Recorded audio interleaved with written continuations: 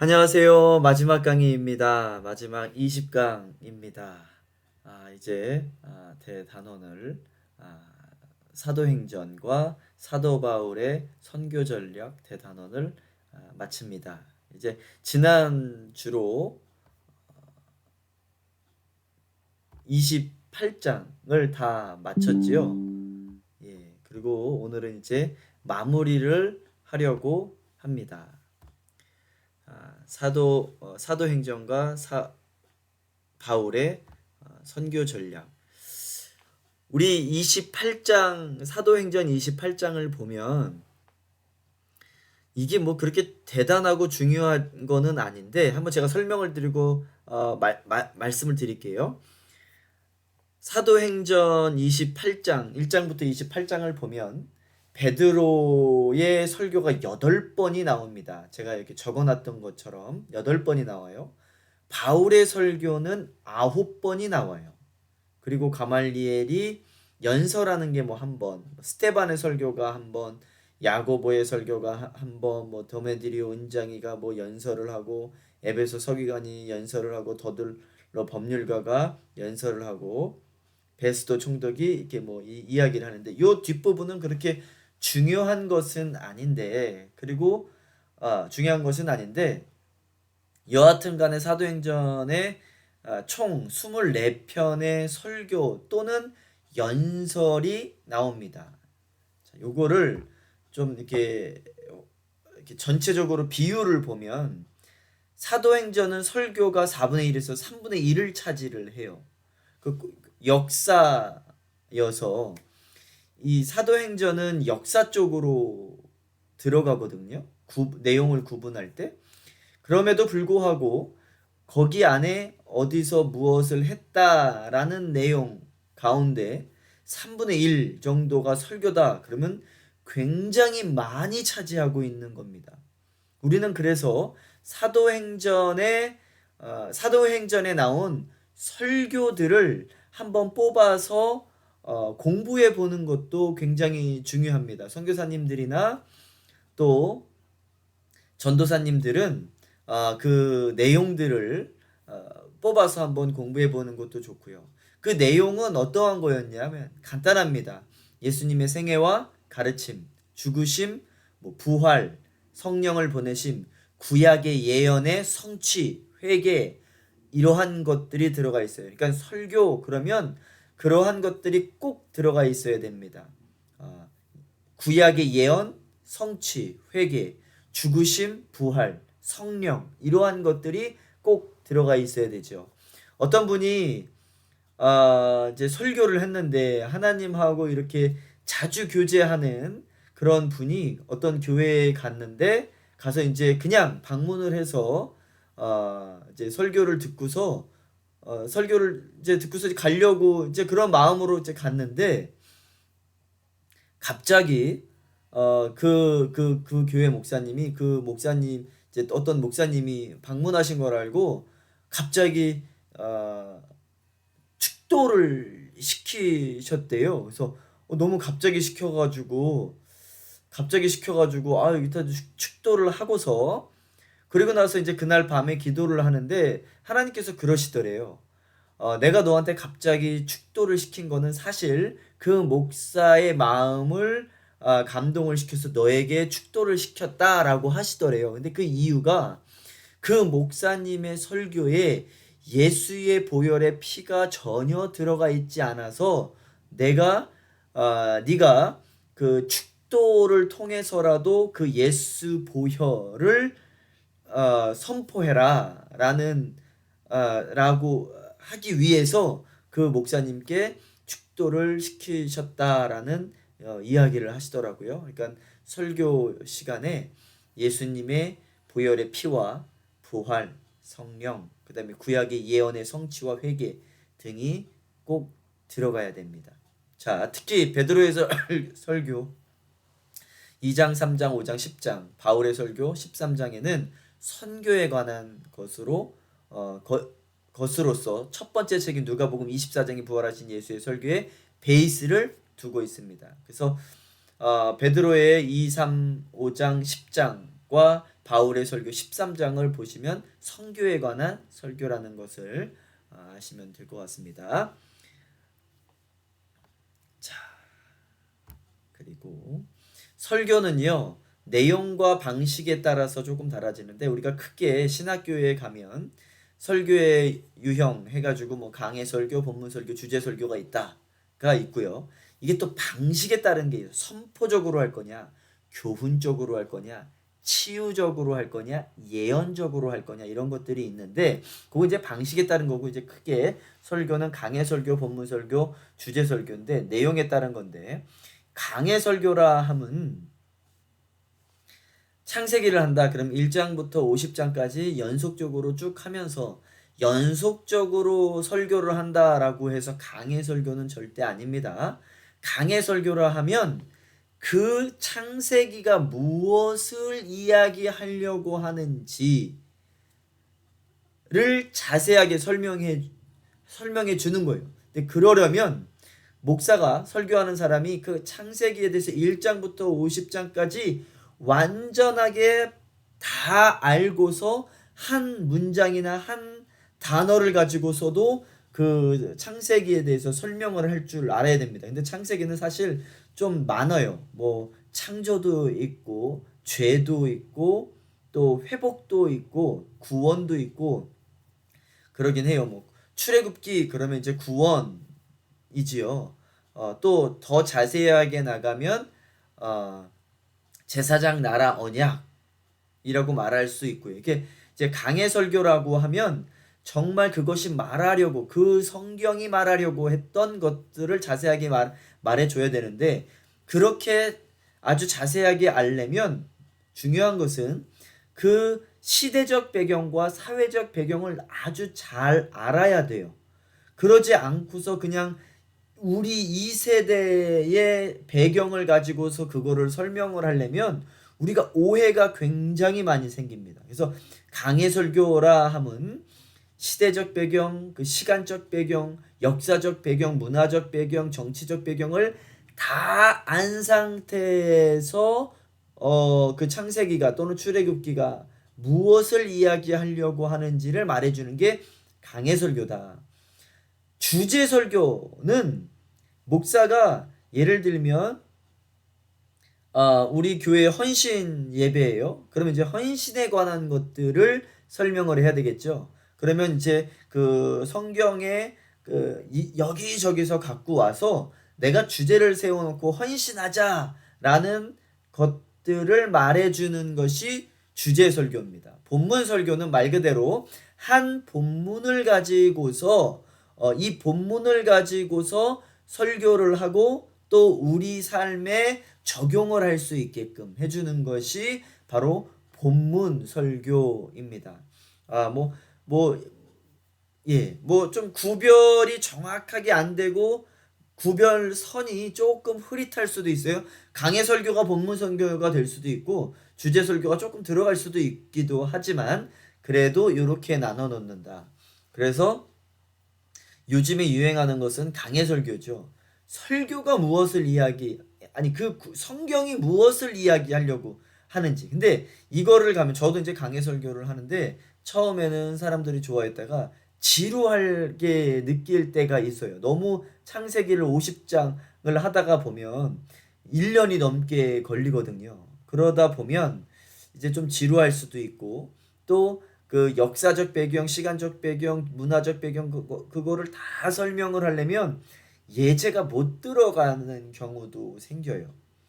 이제 그러다 보면 좀 이제 공부식으로 성경 공부식으로 갈 성이 되게 많아서 조금 지루할 수도 있고 근데 여기 또 하나를 더 넣으면은 뭐 부흥사들이 또는 목사님들이 잠깐 가서 부흥회 할 때는 간증 설교를 많이 하는데 간증 설교나 주제 설교는 굉장히 위험할 수가 있는 게 간증 설교나 주제 설교는 나를 드러낼 수가 있어요.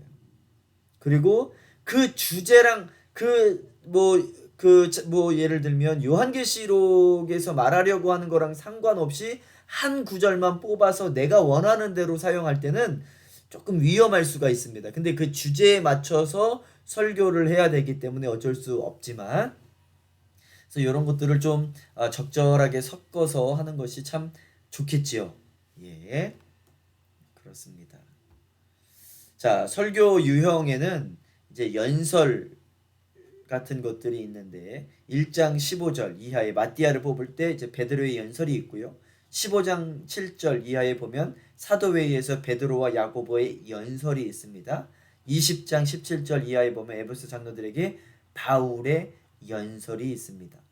그 연설을 통해서 어떠한 식으로 이야기를 해야 되는지 마음 이렇게 울려야 되는지가 되게 중요하죠. 또 설교는 그렇지만 설교는 전체적으로 선포하는 거예요. 이 연설이라고 하면 마음에 감동 주고 설득도 하고 그렇지만 일단 설교라는 그 자체는 선포하는 겁니다. 그들이 듣건 안 듣건 그 사람들이 좋아하건 안 좋아하건 말씀은 선포되어지는 거예요. 강력하게. 자, 설교는 이제 유대인 대상으로 베드로의 설교와 바울의 설교도 있죠. 2장 14절, 또 3장 12절, 5장 29절, 10장 13장 뭐 요렇게 앞에 부분은 이제 베드로가 설교한 거고요. 이제 13장은 이제 바울이 설교를 한 거고. 이방인 대상, 이 앞에 것들은 이제 지금 유대인 대상이었고 두 번째는 이방인 대상으로 바울이 설교할 때 14장과 17장에 나와 있습니다. 그 부분을 참조해 주시면은 감사하겠고요. 설교의 구조는 뭐 도입부, 예수님의 삶, 고난의 부활, 성서 증거, 회개 촉구로 이루어져 있다라는 것.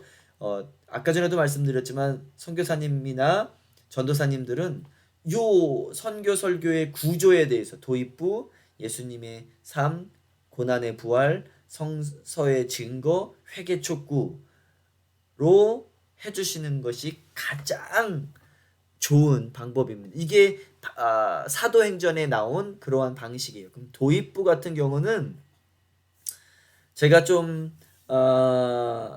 요즘 세상의 것을 적용을 해서 말씀드린다면 도입부 같은 경우는 저 같은 경우에는 저는 좀 이렇게 사람들을 pay attention 집중하기 위해서 제 주제에 맞는 어떠한 그러한 세상 예제를 갖고 와요. 예를 들면 지난주 같은 설교는 뭐 예수님의 군사가 되자라고 이제 설교를 전신갑주를 입자라고 설교를 했어요. 그런데 마라위 전투가 2017년에 필리핀에서 마라위 전투가 있었죠. 근데 그 마라위 전투 때 필리핀 군대가 그 장갑차를 보여주고 탱크를 보여주는데 어처구니가 없더라고요. 겉에 무슨 나무로 덧대기도 하고 뭐 그 철문을 갖고 남의 집 철문을 띄어가지고 와서 앞에 총 맞으면은 뚫릴 수도 있으니까 덧대기도 하고 뭐 이제 그러더라고요. 이제 그런 예를 들이면서 우리는 이렇게 제대로 무장을 하고 있냐 뭐 이렇게 도입부에서 설명을 하면서 제가 설교로 들어갔습니다. 이제 그러다 보면 이제 페이 어텐션이 될 수가 있겠죠. 이제 뭐 그런 인간적인 방법들도 쓰셔도 참 좋을 것 같습니다. 그건 이제 설교학에서 조금 더 잘 배우시면 될 것 같고요. 자, 이제 바울의 설교 연구는 제가 요 부분은 사이버 신학교 논문을 제가 조금 참조했습니다. 구원사를 중심으로 한 설교다. BCD의 안디옥 회당에서 설교한 부분은 13장. 로마 유대인 앞에서 설교한 것은 28장. 우상숭배 배격과 이방인 군중 앞 설교. 루스드라 군중 앞에서는 14장. 아덴의 아레오바고는 17장. 요 부분이 조금 논란이 있다라고 제가 지난번에도 말씀드렸죠. 아레오바고에서 설교 강연 뭐는 연설을 할 때 그 신당에 들어가서 알지 못하는 신이라는 곳을 이렇게 남겨뒀다라고 했죠. 그들은 그리고 그들은 신에 대해서 공부하고 이야기하는 것들을 좋아해서 그러면서 너희들이 알지 못하는 신에 대해서 내가 이야기하고자 한다. 요렇게 나갔어요. 근데 요게 좋은 거냐 나쁜 거냐는 관점에 따라서 틀려요. 다른 신은 없다. 아주 강력하게 하나님만 있다. 왜 이렇게 나가지 않았느냐라고 말씀하시는 분들도 계시지만 선교사의 입장에서는 많은 사람들을 한 사람이라도 더 많이 듣고 구원시키려면 좀 그들의 문화까지 좀 내려가야 될 필요가 있다라는 제가 설명을 드렸죠. 또 밀레도에서 고별 설교를 했죠. 에베소 장로들에게. 거기 이제 사도행전 20장에 나오고요. 변증을 중심으로 한 설교가 예루살렘 병영 층대 위에서 22장에서 백성들에게 이제 3차 전도 여행을 마치고 돌아와서 백성들에게 선포를 하다가 잡혀서 두드려 맞다가 이제 백부장에게 이제 보호를 받고서 백부장한테 이렇게 해야 되다. 층대에 서가지고 한 번만 좀 더 이야기하겠다고 층대 위에서 한 설교. 그게 변증법적으로 했죠. 그 다음에 공회 앞에서 23장. 24장에서는 벨릭스 앞에서, 25장에는 베스도와 아그리빠 왕 앞에서 이렇게 변증을 중심한 설교. 변증이라고 하는 말 그대로 변증입니다. 증명하는 것. 예수님이 신이다. 자, 제가 우리 1장을 나갈 때 우리 사도행전 전체를 제가 설명을 드렸죠. 1장, 2장은 성령에 관한 이야기고요. 1장에서는 성령을 주시겠다 약속하셨던 부분을 한번 언급하시고 2장에서는 성령을 보내주시죠. 약속의 성취입니다. 3장, 4장은 이제 성령 받은 교회가 어떻게 말씀을 선포하는지. 베드로가 50일 전에는 예루살렘 성전 앞에서 예수님을 부인했지요. 근데 50일 뒤에 성령 받고서는 다시 그 예루살렘 성전으로 가서 복음을 담대하게 전합니다. 성령을 받지 않고서는 이렇게 담대하게 할 수가 없어요. 5장에서는 성령을 받고 나서도 그 성령이 떨어질 수가 있고 또 받지 않은 그 와중에서도 받지 않은 사람들이 있다. 모르겠습니다. 아나니와 삽비라는 성령을 속였다라고 하는데 제 생각에는 같이 성령을 받고 나서 성령이 떨어진 게 아닌가. 어떤 분들은 처음부터 받지 않았다 뭐 이렇게 이야기를 하는데 제 생각에는 받고서 떨어진 것이 아닌가라고 생각을 합니다. 그래서 데살로니가전서 5장 17절에는 너희 성령 충만하라고 하죠. 성령을 떨어뜨리지 말라. Do not quench the fire of the Holy Spirit이라고 이야기를 합니다. 성령의 불을 꺼뜨리지 말라. 자, 6장 7장에서는 일곱 집사, 6장 7장 8장에서는 집사 이야기가 나옵니다. 6장에서는 일곱 집사, 성령 충만한 일곱 집사를 뽑지요. 그리고 7장에서는 그 일곱 집사 중에서 가장 성령이 충만한 스테반 집사님이 순교를 당합니다. 그게 이제 7장 이야기고요. 그리고 이제 8장에서는 빌립 집사님, 이제 교회에 핍박이 떨어지니까 교회가 흩어졌다라고 말씀을 드렸죠. 흩어지다, 들어오다는 커뮤니티, 흩어지다는 커뮤니타스라고 말씀을 드렸습니다. 교회는 커뮤니티도 돼야 되고 커뮤니타스도 돼야 된다라고 제가 말씀을 드렸죠. 그래서 핍박이 쏟아졌을 때 빌립은 사마리아 이방까지 가서 유대 사람들이 가장 싫어하는 그 사마리아 사람들에게도 복음을 전하지요. 그래서 베드로가 와서 세례 받을 사람들에게 세례를 주기도 하고 그랬습니다. 자, 또 8장 9장에서는 어떠한 내용이 나오냐면 8장 1절 2절에서는 1장 1, 2, 3절에서는 잠깐 사울이 언급돼요. 바울이 회심하기 전에 사울이 교회를 핍박했다라고 그런 말씀이 있지요. 그리고 9장에서는 이제 사울이 예수님을 다메섹에서 만납니다. 그리고 사울의 회심이 있지요. 10장 11장에서는 이제 이방인 선교에 대해서 방향이 이방인 선교로 확 바뀌어지죠. 10장에서는 백부장 고넬료가 기도 가운데에 하나님의 음성을 듣고 이제 베드로를 찾아서 가라 뭐 이렇게 얘기를 하죠. 그래서 종들을 베드로에게 보내고 베드로는 기도 가운데 환상을 봅니다.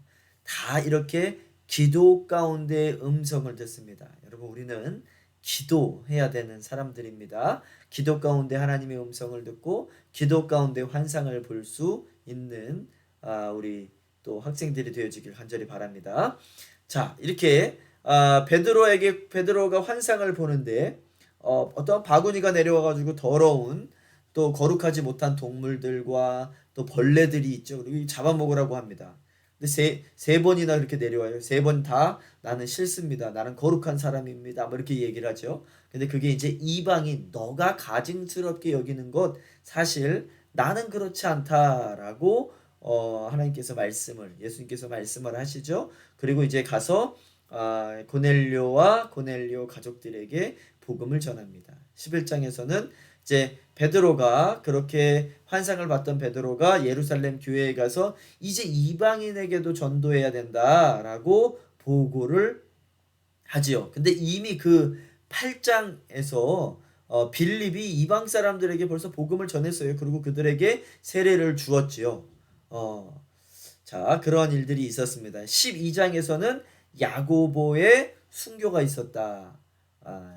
7장에서는 스데반 평신도의 순교가 있었고 이제 12장에서는 목사님의 또 사도 중에 첫 번째 사람인 야고보의 순교가 있었다. 이 야고보는 예수님의 12제자 중에 한 명입니다. 이제 뒤에 나오는 야고보는 예수님의 이제 첫 번째 동생, 예수님은 세 명의 동생이 있었죠. 그 첫 번째 동생이 이제 회심을 하고 예수님 살아계시는 동안에는 믿지 않았어요. 근데 예수님께서 돌아가시고 난 후에는 예수님을 믿기 시작을 했습니다.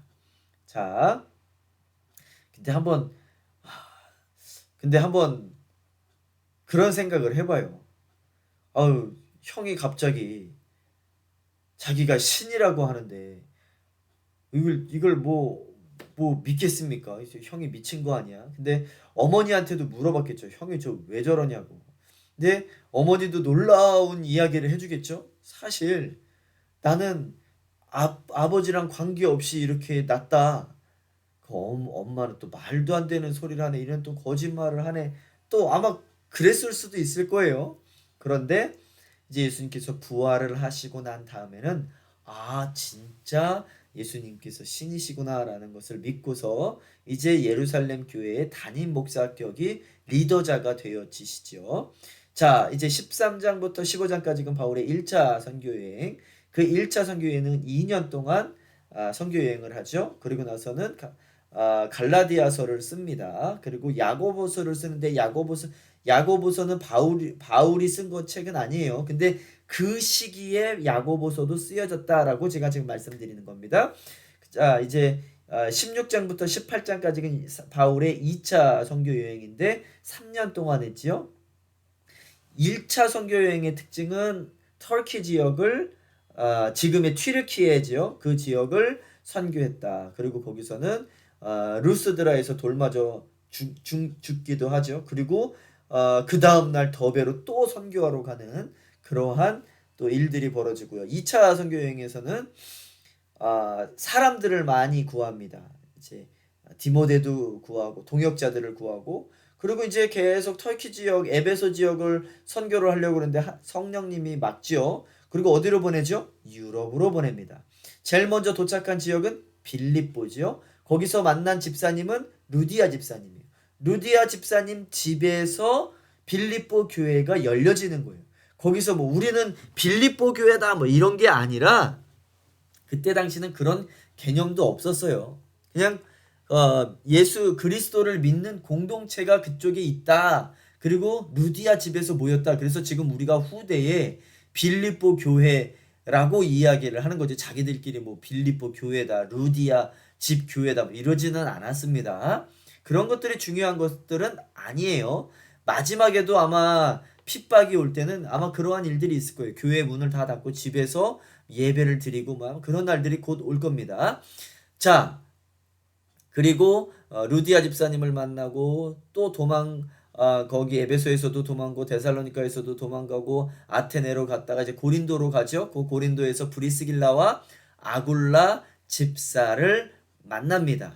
그래서 사람들을 굉장히 동역자들, 아주 귀중한 동역자들을 많이 만나요.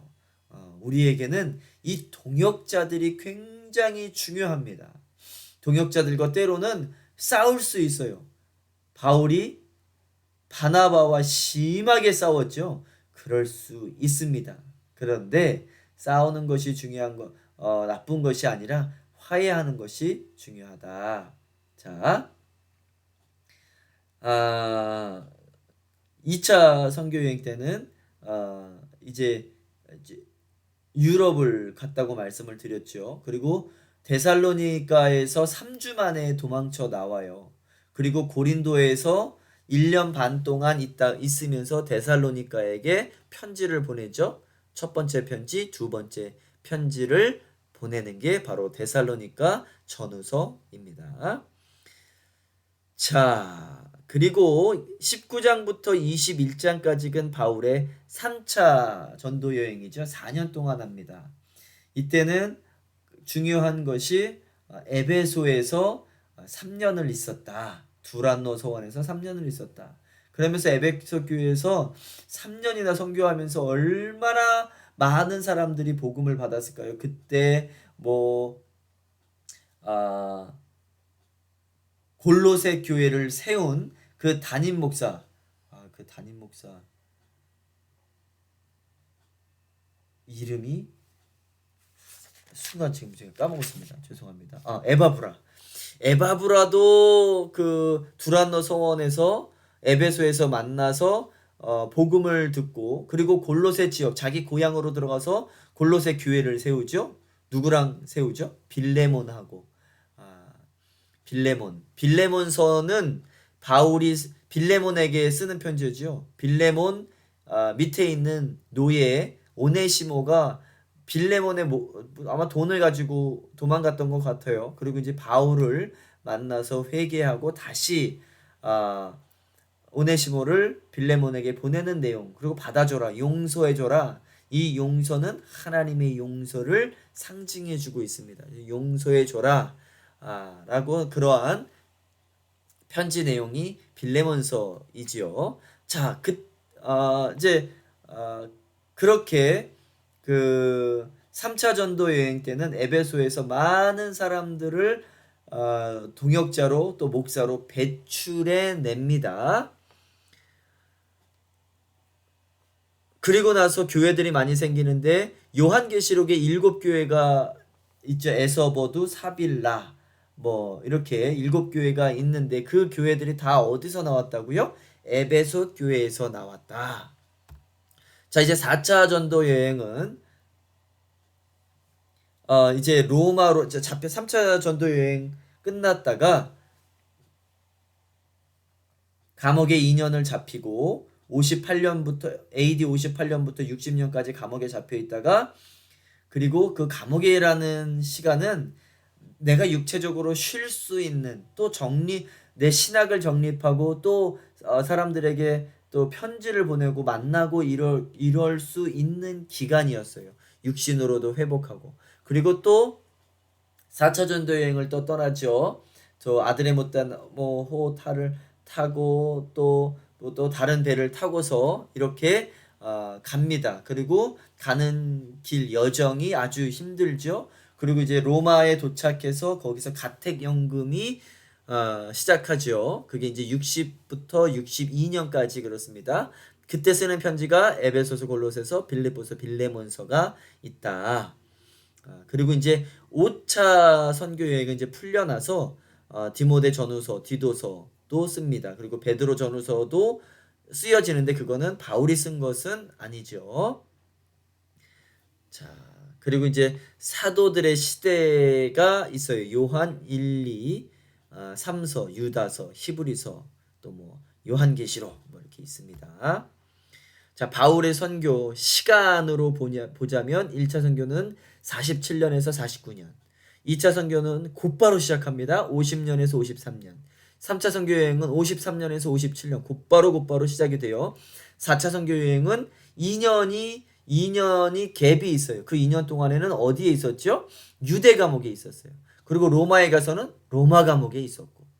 이제 1차 로마 감옥은 60에서 62년을 이야기하고요. 2차는 그 이후를 이야기하는데 유대 감옥은 1차라고 이야기하지 않습니다. 이제 로마 감옥부터 1차 감옥이라고 하는데 뭐 그거는 뭐 이렇게 중요하지 않습니다. 자, 이렇게 지도로 한번 볼까요? 안디옥 교회, 예루살렘 교회가 최초의 교회죠. 안디옥 교회는 두 번째 교회자 최초의 이방인 교회예요. 이방 사람들이 교회를 세웁니다. 여긴 저기 이스라엘 지역이 아니에요. 자, 이 안디옥에서 예루살렘 교회에서 바나바가 파송을 받아요. 담임 목사로 말씀을 가르치라고. 그래서 바나바가 가다가 바울을 데리고서 일로 갑니다. 그러니까 공동 목회를 하는 거죠. 그리고 이 바나바와 바울이 선교 여행을 떠나는데 이 구브로 섬을 먼저 가지요. 여기는 바나바의 고향이다. 그리고 이제 일로 들어가서 버가에 들어가서 이렇게 터키 지역을 쭉 돕니다. 맨 마지막에 루스드라로 가서 더베로 갔다가 다시 이렇게 돌아서 와요. 여기서 돌 맞아 죽지요. 그리고 그 다음날 더베로 갔다가 다시 돌아서 이렇게 옵니다. 이 고난이라는 것은 말할 수 없어요. 그 고난은 제가 맨 마지막에 다시 한번 언급해 드립니다. 2차 선교 여행은 육지로 떠나죠. 녹색 지역이 2차 선교 지역이에요. 이렇게 안디옥에서 육지로 갔다가 이쪽 다소로 갔다 더베로 갔다가 쭉 갔다가 원래 이 에베소를 가기를 원했어요. 근데 성령이 맞고 이 윗지역 갈라디아 지역으로 가려고 했었는데 이게 또 성령이 막습니다. 그리고 어디로 가냐? 드로아로 갔다가 드로아에서 배 타고 유럽으로 넘어가요. 마케도니아 지역으로 넘어가서 빌립보 루디아 집사님을 만났던 곳, 그 다음에 데살로니가로 갔다가 3주 만에 쫓겨나고 베레아로 갔다가 또 쫓겨나고 아테네로 갔다가 이 고린도로 갑니다. 고린도에서 1년 반 있으면서 데살로니가 전후서를 쓰고 편지를 보내죠. 그리고 다시 돌아와서 에베소에 잠깐 들렸다가 예루살렘으로 돌아갑니다. 자, 3차 전도 여행은 여기서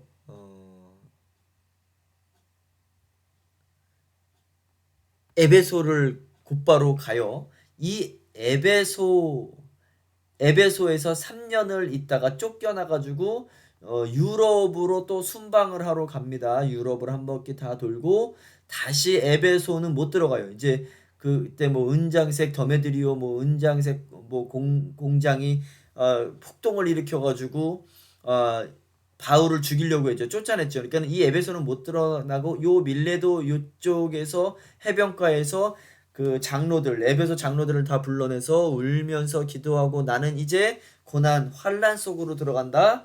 천국에 들어가려면 환란이 필요하다. 환란이 있을 것이다. 라고 고백을 하면서 쭉 갑니다. 그리고 여기 이제 도착해 가지고 예루살렘으로 가려고 하는데 빌립 집사 딸들이 또 어떤 선교사가 나타나 가지고 너 고난 받을 것이다. 그러니까 형제들이 동역자들이 가지 말라고 하는데 나는 그 고난을 기꺼이 받겠다. 그리고 예루살렘으로 가죠. 그리고 여기서 잡혀서 두드려 맞고 2년 동안 감옥에 있다가 감옥에 가기 전에 누구를 만나죠? 22장부터 백성에게 복음을 전하고 23장에서 사내들인 공회에서 24장에서 벨릭스 총독 25장에서 베스도 총독 26장에서 아그리빠 왕에게 복음을 점점점 올라가면서 복음을 전합니다. 이게 바울의 선교 전략이었다.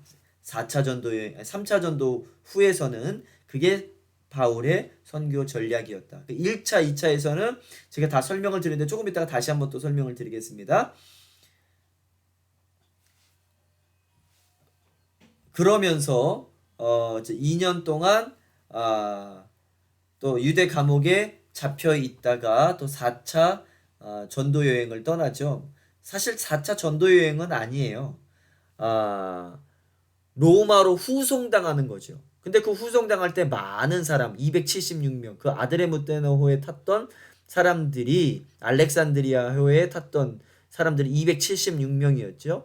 그들에게 다 복음을 전하고 그리고 그 배를 타고서 쭉 가다가 무라에서 알렉산드리아로 갈아타고 일로 갔다가 이 크레테 섬으로 갔다가 어, 미양에서 멈춰 섰는데 사람들이 자꾸 베닉스로 가자고 했죠? 왜 베닉스로 가자고 했죠? 거기에는 환락가 율락가들이 많으니까 거기서 놀자. 겨울을 그쪽에서 보내자.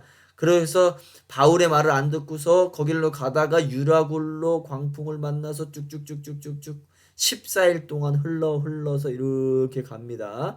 그리고 멜리데 섬에 도착을 하지요. 그리고 여기서 그 원주민들이 모닥불도 피워주고 도와주다가 모닥불 나무를 더 집어넣으려다가 바울 손에 뭐가 물었죠? 독사가 물었어요. 그래서 이 사람 죽을 거다 그랬는데 안 죽죠. 하나님께서 쓰셔야 될 일이 있기 때문에 안 죽습니다.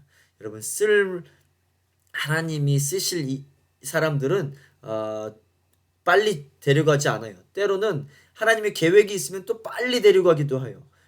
세례 요한은 빨리 데려가기도 했고요. 스테반도 빨리 데려갔고 야고보도 빨리 데려가셨어요. 자, 그렇게 해서 또 수라구사 갔다가 레기온으로 갔다가 보디올로 갔다가 로마로 갔다. 이게 4차 전도 여행이다. 그렇습니다. 이제 4차와 5차 선교 여행 중 투옥은 60년에 이제 로마로 가서 로마 감옥에 투옥이 돼서 62년까지 있어요. 63년에 석방이 되고 64년에 다시 투옥이 됩니다. 이게 두 번째 투옥이 로마의 두 번째 투옥.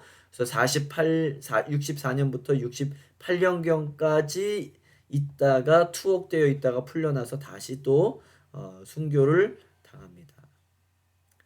자, 우리 아까 전에 제가 설명했던 1차 전도여행 때 갈라디아서를 썼고 2차 전도여행 때 데살로니가 전후서 3차 전도여행 때는 고린도 전후서 로마서 그 다음에 첫 번째 4차 전도여행 때 첫 번째 수감 때 에베소서 골로새서 빌레몬서 빌립보서 두 번째 수감에서는 디모데 전후서와 디도서를 썼다. 제가 사람들이 없이 저 혼자서 강의를 하니까 말이 굉장히 빨라지네요. 제가 그거를 느끼네요. 죄송하고요. 조금 천천히 하겠습니다. 자, 1차 전도 여행 때 선교 전략은 어땠다고 그랬죠? 고향 전도. 구브로로 가지요. 바네바의 고향으로 갑니다. 그리고 큰 도시 중심으로 가요. 시골로 가지 않아요. 가난한 사람한테 가지 않습니다. 도시로 가고 또 부유한 사람들을 먼저 찾아가요. 그리고 그 사람들이 사람들이 또 사회적으로 힘이 있는 사람들이기에 많은 도움을 줄 수도 있기 때문에 하여튼 바울의 선교 전략은 지금의 우리의 선교 전략과는 좀 다릅니다. 지금의 우리의 선교 전략은 가난한 나라를 가서 음식을 베풀고 뭐 어린아이들에게 공책을 주고 뭐 그러는데 바울은 사실 그러지는 않았습니다. 권력자를 전도를 했다. 회당을 중심으로. 회당은 유대 사람들이 모이고 유대 사람들이 또 권력자들이 모이는 곳이기도 했고 그리고 이제 마지막에는 이방인 전도로 넘어갔다. 2차 선교 전략에는요 동역자들을 많이 세웁니다. 뭐 말씀드렸듯이 디모데, 루디아, 브리스길라, 아굴라 부부 또 유럽으로 선교 전략이 가요. 성령이 인도해서 유럽으로 가고 또 선교 전략 중에 하나는 선교 후원금을 받지 않았어요. 그런데 선교 후원금을 받지 않은 이유가 있어요. 특히 유럽에서는 제가 지난번에도 말씀을 드렸지만 그때 당시는 연설, 자기가 새로 만들어낸 그 철학을 이렇게 막 유럽에서는 설명을 해줘요. 그리고 지금으로 말하면 버스킹 같은 것들인데 길거리에서 그렇게 이야기를 하면 사람들이 와서 들어요. 그래서 아덴에서는 오로지 사람들이 철학 듣는 일 외에는 하지 않았더라 뭐 이러한 내용이 나오지요. 그들은 그렇게 듣기만 하고 이제 부자들이죠. 뭐 노예나 종들은 계속 일을 하고 부자들은 그 이야기들 그 철학만 듣고 괜찮다 싶으면 돈을 줘요. 요런 사람들과 나는 다르다라는 것을 설명하기 위해서 바울이 선교 헌금을 일부러 안 받은 거지 절대 안 받은 건 아니에요. 예를 들어서 빌립보 교회의 루디아 집사에게는 많은 후원금을 받았습니다. 또 자기를 위하지 않고 예루살렘 교회에 헌금을 갖다 주세요라고 한 그러한 헌금들도 받았다. 예. 자, 선교 후원금을 받지 않았지만 이유는 있었다. 그리고 또 받을 때도 있었다. 자, 3차 선교 전략에서는 에베소에서 3년이나 꽤 오랜 시간 머뭅니다. 요한의 세례받기 모르는 그 에베소 지역에서 어떠한 일들이 있었냐? 12사람에게 성령을 줬다. 두란노 서원에서 복음을 전파했다. 한 지역, 한 교회, 한 장소에서 복음을 전파했다. 능력을 많이 행했다. 귀신을 쫓아냈다. 또 회개한 마술사들이 은 5만이나 되는 책을 불살렀다. 뭐 더메드리오 폭동하여 2시간 동안 아데미를 외쳤다. 아데미는 여신상이죠. 자, 그러한 일이 에베소 3년에 있었다. 4차 선교 전략에는 3차 선교를 마치고 와서 유대 지역에서 어떤 식으로 복음을 전했다고 했죠? 백성 사내들인 공에 가서 복음을 전하고 총독한테 복음을 전하고 왕에게 복음을 전하고 맨 마지막에는 로마 황제한테 가서 복음을 전했다. 백성부터 해서 한 단계 한 단계씩 올라가서 복음을 전했다. 가장 높은 위치의 황제에게 말씀을 전했다. 또 감옥에서 편지를 쓰는데 에골빌빌, 에베소서, 골로새서, 빌레몬서, 빌립보서를 썼다. 자, 이제 바울이 이제 계속 시간이 지나면 지날수록 굉장히 겸손해지는 것, 성숙이지요. 성숙한 모습을 볼 수 있습니다. 2차 전도 여행이 떠나기 전에는요. 바나바와 아주 핏대 높여서 싸우던 사람이에요. 그런 그 사람이 이제 점점 성숙해 가는 것을 볼 수 있는데 3차 전도 여행 때 고린도 전후서는 3차 전도 여행 때 고린도 전후서와 로마서를 썼지요. 그 고린도 전서에는 뭐라고 고백을 하냐면 나는 사도 중에 가장 작은 자라. 사실 뭐 자기가 사도라고 그러고 다녔어요. 그러다 보니까 아마 욕을 많이 먹었나 봐요. 네가 무슨 사도냐? 사도는 12명밖에 안 되는데 왜 네가 사도라고 그러고 다니냐? 근데 그 왜 굳이 바울은 자기가 사도라고 그러고 다녔을까요? 이유가 있습니다. 저는 직책받는 거를 굉장히 싫어하는 사람이어서 전도사 때 선교사를 시작을 했어요. 근데 뭐 이렇게 그냥 선교사로 지내면 되지 뭘 굳이 뭐 목사 안수를 받냐라고 생각을 했는데 어떤 목사님이 저에게 오셔서 전도사님 목사라는 타이틀을 받아야 사람들이 목사님의 말씀을 들을 때 아니 전도사님의 말씀을 듣고 복음을 듣고 어떠한 리더 즉 권위가 생기고 리더십이 생깁니다. 그러니까 꼭 목사를 받으세요. 안수를 받으세요. 그러더라고요. 근데 그래서 정말 제가 목사를 받았는데 그 말이 맞는 것 같아요. 만약에 제가 계속 그냥 전도사로 있었으면 이 교회에 담임 목사로 올 수도 없었을 거고 제가 말씀을 전할 때 아마 권위도 없었을 수도 있어요. 예를 들면 이런 거예요.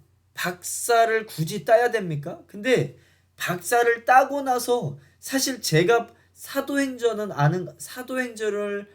이렇게 지금 공부하고 알 수 있었던 이유는 박사랑은 아무 상관없어요. 박사 때 제가 배운 거랑은 아무 상관이 없어요. 그런데 괜히 목사가 가르친다, 박사가 가르친다 그러면 조금 더 귀를 기울이고 그런 거 있잖아요. 누군가가 나와서 이야기를 하는데 한참 이야기를 하다가 어떤 사람이 한참 얘기를 하다가 뭐 중간에 이런 얘기를 했대요. 제가 서울대를 나왔는데 그러니까 어떤 분이 서울대 나왔다고 진작에 이야기를 하지. 그러면 내가 처음부터 귀 기울여 드렸을 텐데 때로는 이러한 타이틀이 필요악이에요. 나쁜 거지만 굳이 필요 없어요. 그런데 꼭 필요하기도 하다. 어떠한 일을 하기 위해서. 그래서 사도 바울은 자기가 계속 사도라고 그러고 다니면서 욕을 많이 먹었어요. 예. 그러면서 자기가 사도 중에 가장 작은 사도다라고 고백을 하고요. 4차 선교 여행 때 에베소 3장 8절에서 이렇게 고백합니다. 내가 조금 시간이 지나 보니까 사도 중에 가장 작은 자가 아니라 성도 중에 가장 작은 자다. 그리고 이제 5차 선교 여행 때 그때 이제 디모데 전서를 쓰죠. 그때 이렇게 고백을 나는 죄인 중에 죄수, 죄인 중에 괴수라. 나는 정말 살다 보니까 정말 나는 악한 죄인이다, 괴수다라고 성숙한 모습을 보여줍니다. 이제 마지막으로 바울의 고난을 설명하고 마치겠습니다. 이렇게 선교 여행을 다니면서 얼마나 고난이 많았냐. 고린도 후서 11장을 보면 그들이 그리스도의 일꾼이냐 정신없는 말을 하거니와 나는 더욱 그러하도다.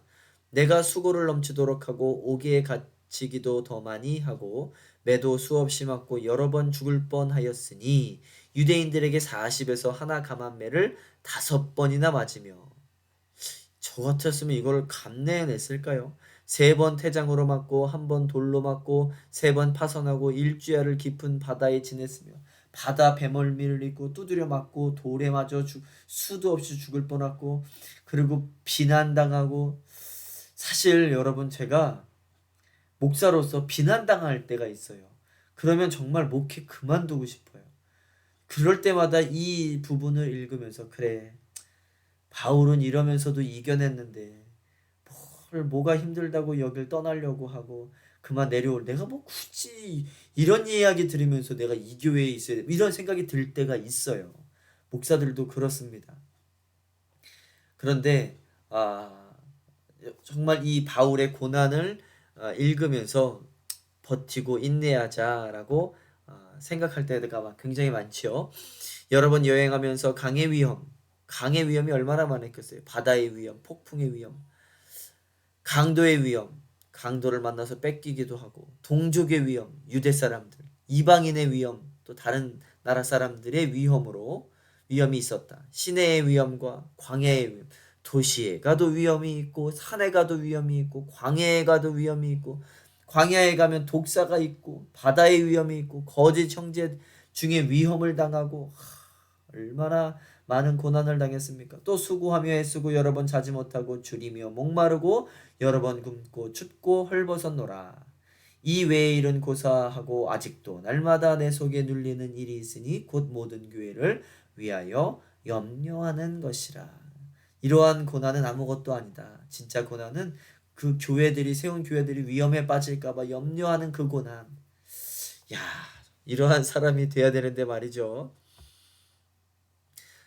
고린도 후서에선 이렇게 나옵니다. 형제들아 우리가 아시아에서 당하는 환난을 너희가 모르기를 원하지 아니하노니 힘에 겹도록 심한 고난을 당하여 살 소망까지 끊어지고 이렇게 막 살 소망까지 끊어져 보신 적 있습니까? 혹시 죽고 싶은 생각이 들어보신 적 있으세요? 자살을 생각해 보신 적 있어요? 내가 이 가정을 버릴 생각, 이 교회를 버릴 생각, 이 삶을 끊을 생각 뭐 없지 않을 겁니다. 그러나 그럼에도 불구하고 하나님께서 우리에게 맡겨주신 사명이 있기에 우리는 우리 자신이 사형 선고를 받은 줄 알았으니 우리는 사형 선고를 받은 사람들이에요. 그러고 살면 됩니다.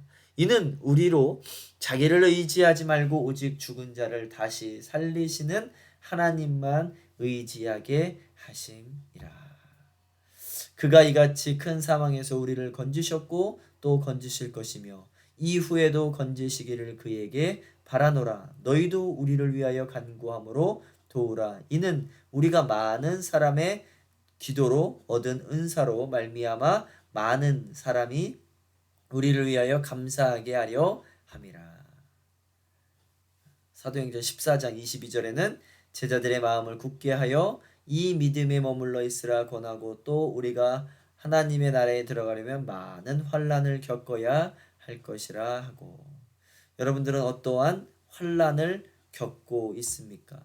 또 고난을 겪고 있습니까? 사도행전이 말씀해 주는 것은 이겁니다. 성령 받고 고난을 이겨내고 정금같이 되어서 나에게로 나아오라.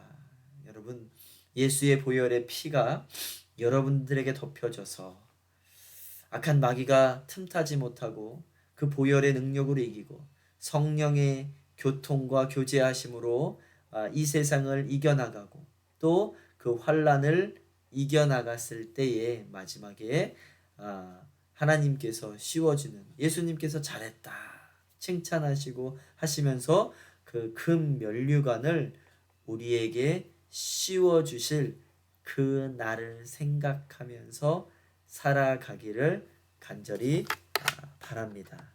자, 이제 그 사도행전 28장을 마지막으로 마쳤고요. 그리고 오늘 이제 페이퍼는 뭐 고난, 내가 이겨낸 고난이나 환난에 대해서 한번 써보시면 될 것 같고요. 사도행전을 정말 깊숙이 다시 한번 묵상해 보시기 바랍니다. 사도행전은요, 성경에 있어서 가장 중요한 책이라고 제가 말씀을 드렸죠. 성령을 약속해 주시고 다시 받는, 사도행전은 재창조되는 시간입니다. 하나님께서 인간을 만드시고 에덴 동산에 거하게 하시기 전에 우리 코 속에 호흡을 넣으세요. 그 호흡은 하나님의 호흡. 지금 우리가 숨쉬고 있는 이 호흡은 하나님의 호흡이라는 것. 이 호흡으로 악한 생각하지 말고, 악한 말하지 말고, 나쁜 말하지 말고 항상 살리는 호흡이 되어지고 말이 되어지기를 간절히 바랍니다. 그런데 그 하나님의 그 호흡을 넣어주실 때 하나님의 영을 함께 넣어주셨죠. 그런데 우리의 죄로 말미암아 창세기 6장에서 나의 영이 그들과 함께하지 아니하리라 말씀하셨지만, 인간들을 너무 사랑하셔서 에스겔 1장 19절, 요엘 2장 29절에서 내가 새 영을 부어주리라 약속을 하시고, 예수님 2000년 전에 예수님께서 오시고 그 피로 우리의 영을 깨끗게 하시고 하나님의 영을 우리에게 부어 넣어 주셨죠. 그것이 바로 재창조입니다. 에덴 동산에 있었던 그 사건이 우리에게 마가다락방에서 또 한 번 일어났죠. 재창조의 일입니다. 그리고 교회가 성령을 받고 교회가 선교를 하고 전도를 하고 환난을 이겨내는 모든 일들이 사도행전에서 우리가 배웠습니다. 오늘도 승리하시고 성령과 동행하시기를 간절히 축원합니다. 지금까지 과제 듣고서 또 강의 듣고서 과제 준비하시느라 너무너무 고생하셨습니다. 미팅 시간에 뵙겠습니다. 미팅 시간에 좋은 소식을 말씀해 드리겠습니다.